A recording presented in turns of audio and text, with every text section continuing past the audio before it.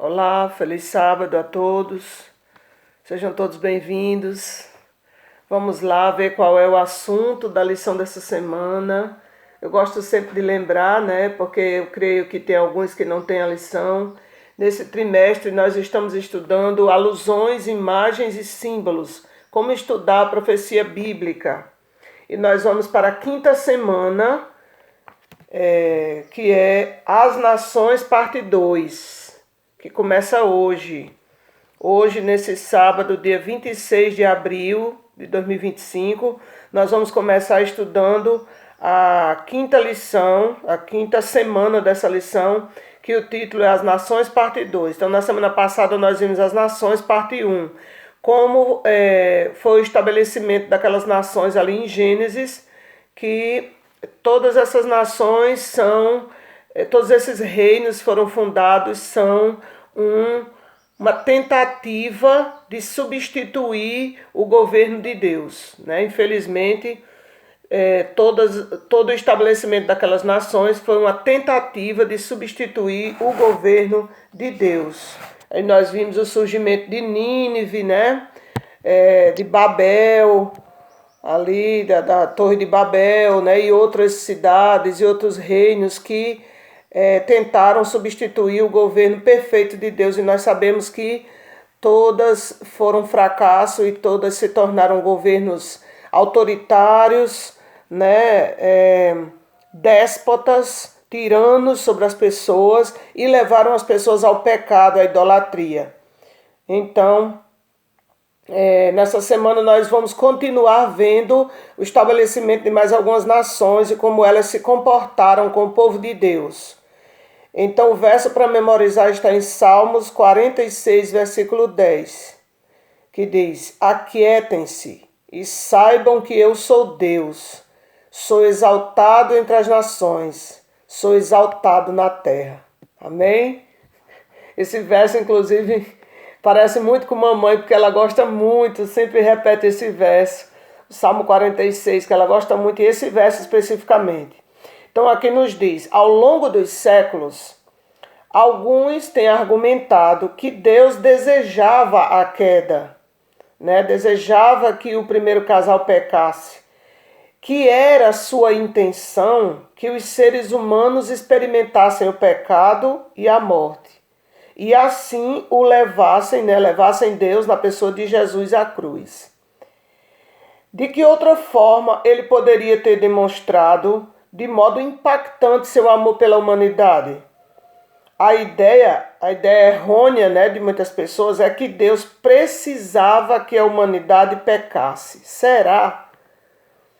Então, essa ideia, irmãos, é uma sugestão horrível. Deus não precisava que o homem pecasse para demonstrar seu amor. Seu amor já estava sendo demonstrado em tudo que Deus tinha feito, um mundo perfeito, um jardim perfeito, um homem e uma mulher perfeitos, um dia perfeito, que foi o sétimo dia, animais perfeitos, tudo era perfeito, e a presença de Deus todos os dias com eles. O amor já estava sendo demonstrado na sua grandiosidade, né? Jamais foi a intenção de Deus que Satanás ou a humanidade pecassem, jamais. A rebelião foi uma tragédia de grandes consequências e nós as sofremos até hoje, não é verdade? Cada dia de uma forma mais intensa.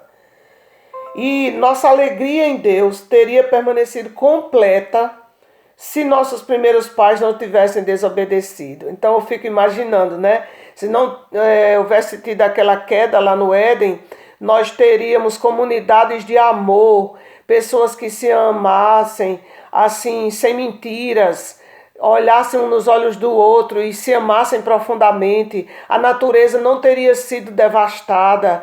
Viveríamos em completa harmonia uns com os outros e também com a natureza, com os seres criados por Deus. Nenhum animal precisaria ter sido morto, todos conviveriam em harmonia.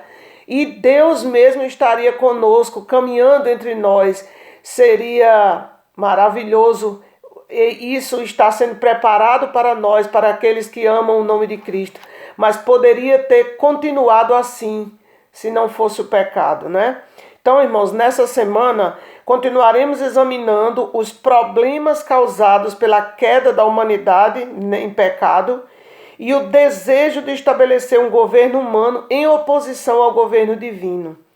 Essas verdades são reveladas poderosamente no livro de Daniel, que mostra que Deus estava certo quando advertiu o seu povo sobre o que aconteceria quando se afastasse dele e escolhesse reis terrenos para governar sobre eles.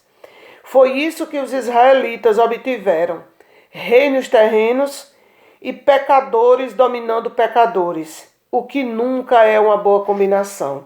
Então essa semana nós vamos nos aprofundar no estudo aí do livro de Daniel sobre como as nações, principalmente a Babilônia, dominou sobre o povo de Deus, levando-os à escravidão, à separação, mas como Deus usou de sua misericórdia para transformar grandes inimigos em amigos dele, como foi o caso de Nabucodonosor, que era o rei da Babilônia, o bambambam da época, o déspota, o tirano, que conquistava nações, que subjugava reinos, reis e poderosos. E Deus trouxe esse homem aos seus pés, através de sinais e maravilhas, que a gente vê que o próprio Nabucodonosor se converteu a Deus. Então vamos ver essas maravilhas essa semana. Amém? Maravilhoso Deus. Deus soberano do universo, nós queremos que o Senhor seja o soberano da nossa vida e do nosso coração. Nós te damos agora o direito de sentar no trono do nosso coração e dominar sobre ele. Porque o nosso coração, ou seja, as nossas vontades, o nosso intelecto, o nosso lobo frontal, onde tomamos as decisões, são sempre voltadas para o pecado. São sempre voluntariamente querem fazer o errado, querem ir para o outro lado, querem fazer nossa própria vontade, mas nós queremos fazer a tua vontade.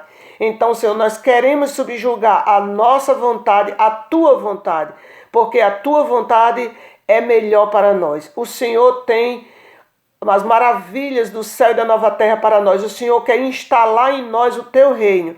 Então, Senhor, que o teu reino venha a nós hoje, nasça no nosso coração, seja o nosso viver, em nome de Jesus. Amém.